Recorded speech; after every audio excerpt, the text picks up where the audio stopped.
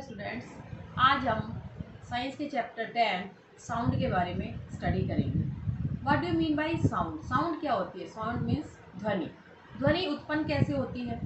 अगर हम बात करें ह्यूमन बींग्स की, तो मनुष्य में वोकल कॉर्ड्स होते हैं, यानी कि हमारा कंठ। वोकल कॉर्ड्स को समझने के लिए पहले हम एक छोटा सा एग्जाम्पल देखते हैं। 2 बैलून्स लिए हमने बराबर, उनको एक धागे से बांध लिया और उनको हैंग कर दिया। जब हम उन बैलून्स में एयर फिल करेंगे तो वो स्वेलअप हो जाएंगे, फूल जाएंगे, और जिस समय हम उनमें हवा भर रहे होंगे तो आप नोट करेंगे वहाँ पर एक आवाज़ उत्पन्न होगी। जब हम उन्हें वापस से खाली करेंगे, उनको छोड़ देंगे, वो एयर जो बाहर निकलेगी तब भी आवाज़ होगी। इसी तरह हमारे जो यहाँ कंठ है, ये 2 यहाँ पर वोकल कॉर्ड्स होते हैं। जब इनमें एयर पास होती है तो वो एयर जब स्ट्रक आउट होती है तो वाइब्रेशंस होती है, वहाँ पर कंपन होता है, और उस कंपन की वजह से ही ध्वनि उत्पन्न होती है। ध्वनि का प्रोपगेशन कैसे होता है? जो मैं बोल रही हूँ वो आप सुन रहे हैं, आप बोलते हैं, कोई और सुनता है। How does a sound propagate? मैं आपको समझाती हूँ। किसी भी ध्वनि को प्रोपगेट करने के लिए माध्यम की आवश्यकता होती है, और माध्यम ये सॉलिड, लिक्विड, गैस तीनों में होता है। लेकिन जो साउंड है वो ओनली एयर के मीडियम से प्रोपगेट करती है। मैं जो बोल रही हूँ आपके कानों तक वो कैसे पहुँच रहा है? मेरे जो साउंड प्रोड्यूस हो रही है वो वेव्स के रूप में, तरंगों के रूप में हवा के द्वारा आपके कानों तक जा रही है।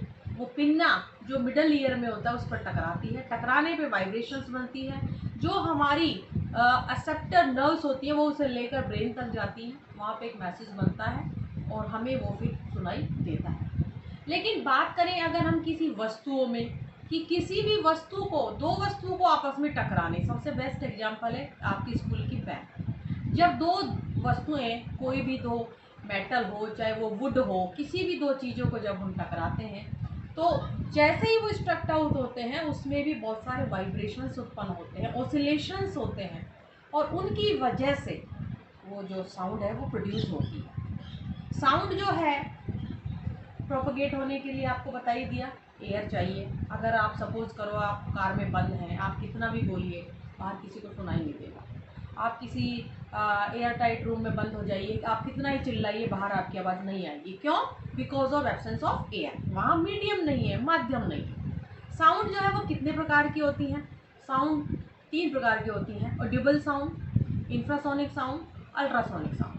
ऑडिबल साउंड, ऑडिबल साउंड का मीन्स कि वो साउंड जिनकी फ्रीक्वेंसी, वेव की जो फ्रीक्वेंसी है वो 20 हर्ट्ज टू 20,000 हर्ट्ज होती है। ये हम ऑडिबल मीन्स सुनने योग्य, श्रवण योग्य, जिससे हमें इरिटेशन ना हो या फिर हमें सुनाई ना दे। ये हमारी कॉमन जो साउंड है ये वो होती है। साउंड की एसआई यूनिट, जो फ्रीक्वेंसी है साउंड वेव की, वो फ्रीक्वेंसी जो होती है उसकी एसआई यूनिट हर्ट्ज होती है।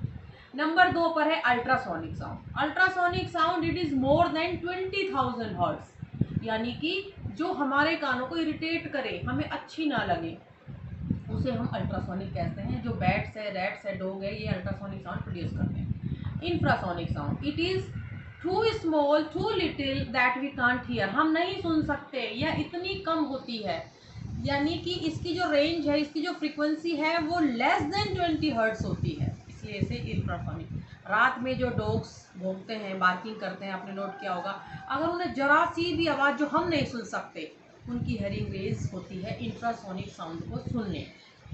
अच्छा, एक चीज़ और आपने नोट की होगी कि कोयल की आवाज़ sweeter than the crow. Why the cuckoo sound is sweeter than crow? कोयल की आवाज़ कौवे से सुरीली क्यों होती है?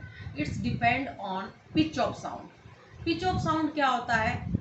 किसी भी साउंड की पिच जितनी ज़्यादा होगी वो उतनी मेलोडियस होगी, सुरीली होगी, और पिच ऑफ साउंड अगर कम होगा तो वो आवाज़ हमें सुनने में भद्दी लगेगी, बेसुरी लगेगी। कोयल कू कू करके बोलती है, इतनी मीठी लगती है। देखो शेर है, शेर दहाड़ता है, हमें बिल्कुल अच्छा नहीं लगता। लेकिन अगर घुंघरू की आवाज़ में आपको सुनाऊं, या कोई बजिंग है ईयर में, अगर कोई मच्छर मॉस्किटो बजिंग कर रहा है, वो हमारे कानों को इतनी बेसुरी नहीं लगती। तो ये सब है pitch of sound. Pitch of sound जितना ज़्यादा होगा, जितने भी सिंगर्स हैं इनकी पिच ऑफ साउंड ज़्यादा है, इसीलिए इनकी आवाज़ इतनी सुरीली है। लेकिन गॉड गिफ्टेड हर किसी की पिच ऑफ साउंड ज़्यादा नहीं होती, वो करनी पड़ती है। ये जो सिंगर्स हैं ये तो आपको भी पता है कि प्रिकॉशंस पे रहते हैं, खट्टा नहीं खाते, तला हुआ चिकना नहीं खाते, तो ये रियाज करते हैं। बट कोई भी कॉमन मैन अपनी पिच ऑफ साउंड को बढ़ा सकता है अपनी प्रैक्टिस के जरिए। उसके बाद बात आती है कि what is the frequency. Frequency क्या होती है? अगर मैंने दो चीज़ों को लिया, आप देखिए ये बैंगल्स है, मैं इन बैंगल्स और बैंगल्स को स्ट्रक करती हूँ, आपने नोट किया ये साउंड प्रोड्यूस हुई। ये साउंड प्रोड्यूस होने का मतलब है कि एक सेकंड में जितनी वाइब्रेशंस प्रोड्यूस हुई, यानी आप ये भी कह सकते हो कि फ्रीक्वेंसी इज दैट कि वाइब्रेशंस या ओसिलेशन प्रोड्यूस इन पर सेकेंड। ये इसे हम यू से डिनोट करते हैं, और इसकी जो ऐसा यूनिट मैं पहले भी बता चुकी हूँ, हर्ट्स होती है। अब है टाइम पीरियड। टाइम पीरियड इसे कैपिटल टी से डिनोट करते हैं, और आपको हमेशा से पता है कि जो टाइम है इसकी ऐसा यूनिट हमेशा सेकंड होती है। टाइम पीरियड क्या है कि एक फ्रीक्वेंसी या एक ओसिलेशंस को उत्पन्न करने के लिए जितना समय लगता है वो टाइम पीरियड होता है।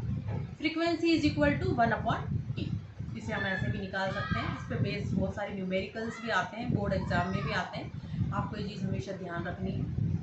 अब ये सब बातें हो गई साउंड की कि साउंड, लेकिन अब कई बार आप ये सोचेंगे कि हम जो किसी चीज़ को स्ट्रक्ट आउट कर रहे हैं, तो कई बार ऐसा होता है कि हमें वो चीज़ें सुहावनी लगती है, कई बार हमें नहीं लगती। हम सोचते हैं कि एक लाउडनेस और पिच में क्या अंतर है। बच्चे कई बार कंफ्यूज हो जाते हैं, सोचते हैं कि बहुत तेज चिल्लाना ही पिच का हाई होना होता है। नहीं, no, it's doesn't matter.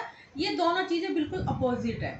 Loudness एक तीखापन होता है कि जिससे मैं मन चाहूँ जितना चीख लूँ, लेकिन वो दूसरे को पसंद नहीं आता। चीखना हमें खुद को भी, हमारे जो वोकल कॉर्ड्स हैं उनके लिए भी अच्छा नहीं होता। हमें बहुत धीरे और स्लोली और एक मेलोडियस ट्यून में बोलना चाहिए। लेकिन लाउडनेस क्या होती है? चीखना। और पिच ऑफ साउंड क्या होता है?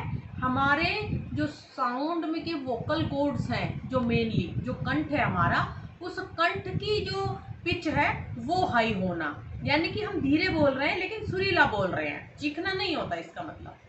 तो ये सभी इसका लाउडनेस और पिचनेस में दोनों में बहुत ज़्यादा अंतर है।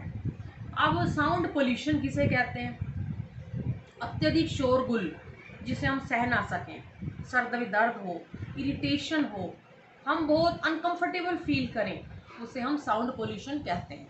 जैसे कि मान लो आप एयरपोर्ट के पास हैं और वहाँ पर देखते हैं बहुत सारी एरोप्लेन्स हैं जो लैंड कर रही हैं, फ्लाइट कर रही हैं, या आप कभी रेलवे स्टेशन पे बैठ के देखिए तो वहाँ पर उनकी, या फिर किसी कंपनी में जब मशीनें चलती हैं, या फिर किसी और स्टोर में आप जाकर देखेंगे जहाँ मेटल शीट्स को ऑपरेट किया जाता है, तो ये सब जो साउंड है ये एक पोल्यूशन का कारण है। साउंड पोल्यूशन हमारे लिए बहुत ही बैड होता है।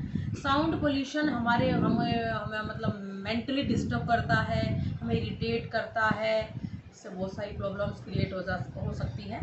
तो इसलिए साउंड पोल्यूशन को हम कैसे कम कर सकते हैं कि रेलवे ट्रैक वगैरह जो है वो दूर होने चाहिए बस्ती से, और कंपनियां और मिल भी दूर होनी चाहिए, और बहुत ज़्यादा भीड़ भाड़ एरिया में नहीं जाना चाहिए, बहुत ज़्यादा व्हीकल्स जो है वो मिनिमाइज़ होने चाहिए।